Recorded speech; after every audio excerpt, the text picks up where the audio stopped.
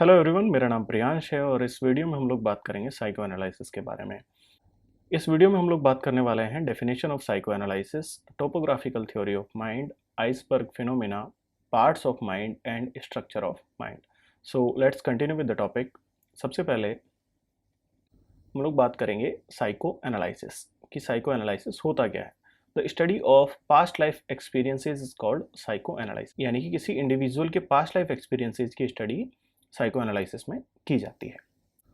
According to this concept, every person has a different personality because of their past life experiences. इस concept के according किसी भी individual की personality उसकी past life experience की वजह से अलग अलग होती है। जैसे कि हमने लास्ट वीडियो में डिस्कस किया था कि every individual have a different behaviour in similar situation, यानी कि एक सिमिलर सिचुएशन के अंदर अलग अलग लोगों का बिहेवियर अलग अलग होता है। उस चीज़ को हमने नाम दिया था पर्सनैलिटी, और वो पर्सनैलिटी अराइज होती है किसी भी इंडिविजुअल की उसके पास्ट लाइफ एक्सपीरियंसेस की वजह से। The concept of psycho analysis was given by Sigmund Freud. Sigmund Freud ने साइको एनालिसिस का कॉन्सेप्ट दिया था, जिस वजह से उनको फादर ऑफ साइको एनालिसिस भी कहा जाता है। नेक्स्ट मैं बात करूंगा टोपोग्राफिकल थ्योरी ऑफ माइंड के बारे में। Childhood experiences, memory, unconscious conflict determine the behaviour of an individual and responsible for psychiatric illness. किसी भी इंडिविजुअल की चाइल्डहुड मेमोरी, उसका एक्सपीरियंस और उसके अनकॉन्शियस कॉन्फ्लिक्ट, यानी कि उसके अचेतन मन के अंदर जो कॉन्फ्लिक्ट्स हैं, वो सारे के सारे रेस्पॉन्सिबल हो सकते हैं किसी भी साइकेट्रिक इलनेस के लिए।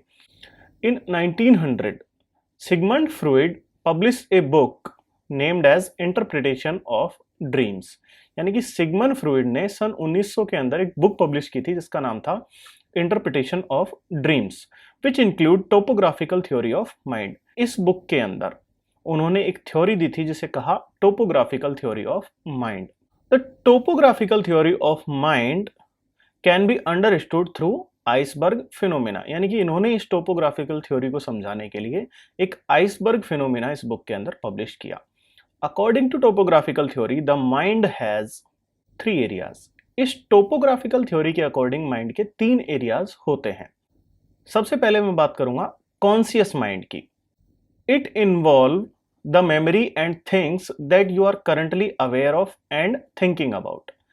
जो कॉन्शियस माइंड है उसके अंदर आती है आपकी मेमोरी और वो चीजें जिनके बारे में आप अभी अवेयर हैं।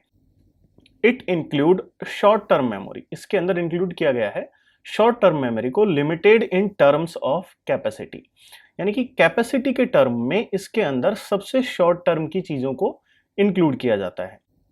And it can be recall easily, जैसे कि अगर मैं आपसे कहूं कि आपने सुबह क्या खाया था तो आप उस चीज को इजीली रिकॉल कर सकते हैं, वो चीज आपके कॉन्शियस माइंड के अंदर प्रेजेंट होती है। नेक्स्ट आता है सबकॉन्शियस माइंड या फिर preconscious mind. It is a data bank for everything which is not in your conscious mind.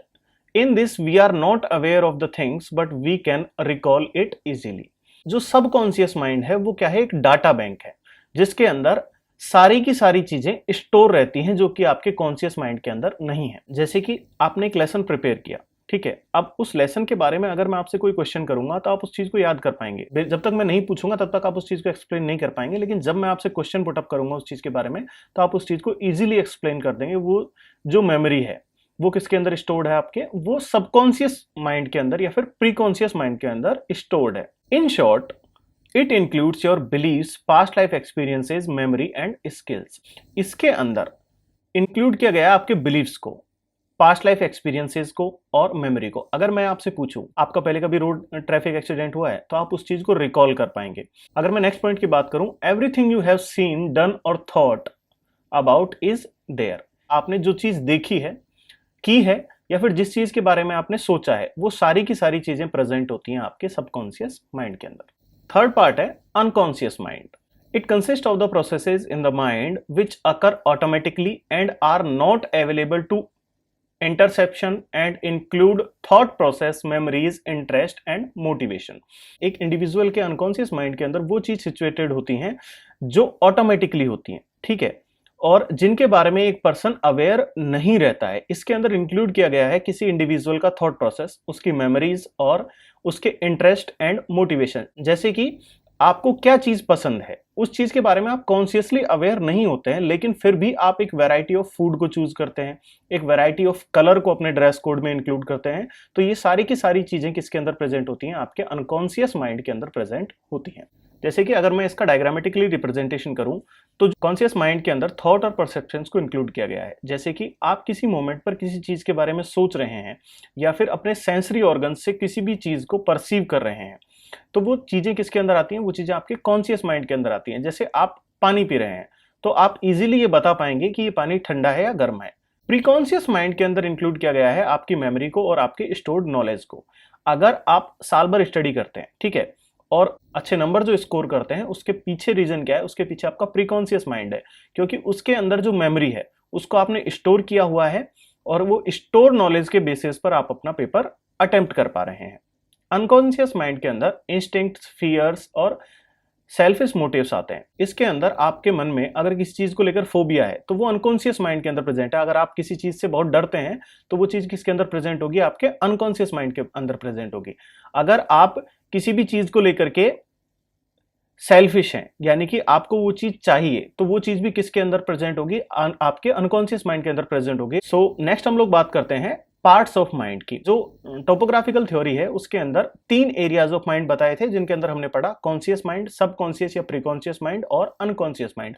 अब नेक्स्ट हम लोग बात करेंगे पार्ट्स ऑफ माइंड के बारे में। इस थ्योरी के अकॉर्डिंग ब्रेन के 3 पार्ट्स होते हैं। पहला है id. Id present in unconscious mind. It act on the pleasure principle and primary thinking. जो इड है वो प्लेजर प्रिंसिपल पर काम करता है और प्राइमरी थिंकिंग पर काम करता है। इट नीड्स इमीडिएट फुलफिलमेंट, यानी कि इसको तुरंत चीजें पूरी होनी चाहिए। जैसे कि एक छोटा बच्चा होता है, ठीक है, अगर उसे कोई चीज चाहिए तो उसे एट द मोमेंट वो चीज चाहिए। वो उस चीज के लिए जिद करेगा, रोने लग जाएगा बहुत तेज तरीके से। उसको बाकी किसी चीज से मतलब नहीं है, उसको उसकी जो डिजायर है उसका इमीडिएट फुलफिलमेंट चाहिए। नेक्स्ट आता है ego. Ego present in conscious and unconscious mind, ठीक है। ईगो का कुछ पार्ट कॉन्शियस माइंड में प्रेजेंट होता है और कुछ पार्ट अनकॉन्शियस माइंड में प्रेजेंट होता है। Ego act on reality principle. Ego क्या है? ईगो रियलिटी प्रिंसिपल पर काम करता है। The ego maintain a balance between id and super ego. जो ईगो है वो इड और सुपर ईगो के बीच का बैलेंस मेंटेन करके रखता है।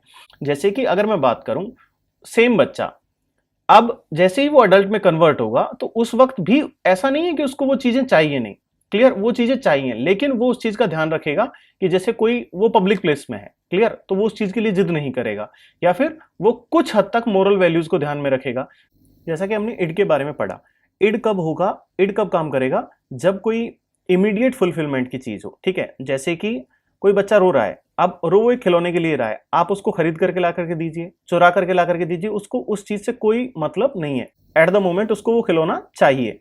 लेकिन ईगो के अंदर क्या होगा कि वो बच्चा आपसे रिक्वेस्ट करेगा और वो मोरल वैल्यूज को ध्यान में रखते हुए काम करेगा। नेक्स्ट आता है super ego. Super ego present in conscious mind. Super ego क्या है? कॉन्शियस माइंड के अंदर प्रेजेंट रहता है। इंडिविजुअल के कॉन्शियस माइंड के अंदर सुपर ईगो प्रेजेंट रहता है। It act on ethics and moral principles. ये एथिक्स पर काम करता है, ठीक है। ये सिर्फ सही चीजों को ही एक्सेप्ट करेगा, गलत चीजों को बिल्कुल अवॉइड कर देगा, ठीक है।